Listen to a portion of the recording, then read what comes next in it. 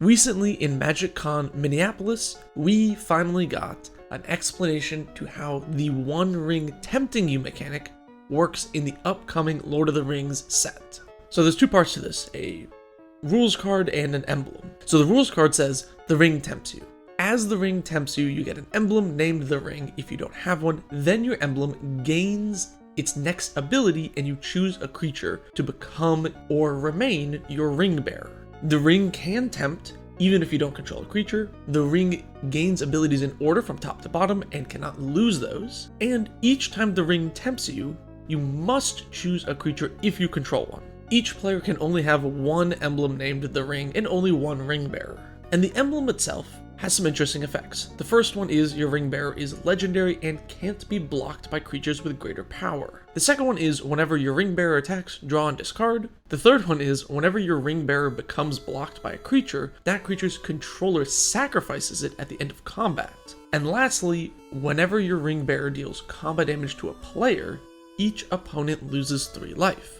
So the first effect seems a little on the weak side. It's kind of niche. And then the second one is useful at times.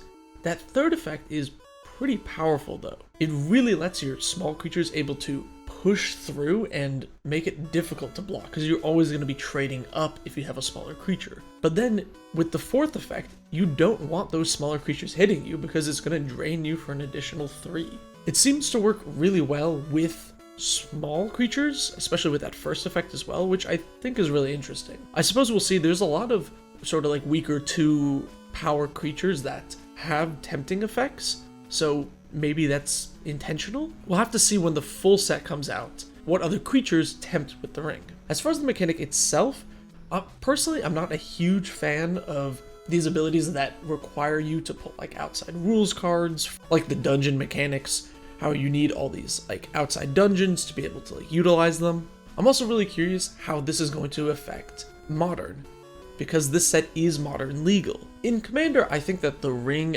is probably not super powerful and I think it's not going to be a huge deal. In Modern though, that 3 life is a lot more relevant, and I could see a lot of small aggressive creatures using it to push in extra damage and get that reach for the win. The set is going to have a lot of cards that also utilize this mechanic. Call of the Ring, for example, is an enchantment that tempts you every single upkeep. And every time you tempt and you choose a ring bearer, you can pay 2 life and draw a card.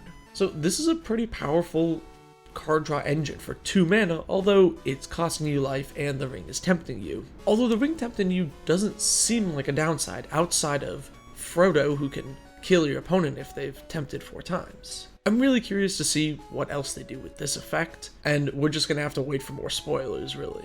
I want to hear from you. What do you think about the ring mechanic? Is it gonna make a splash in Commander? Is it gonna be big in Modern? Is it gonna show up in older formats like Legacy or Vintage?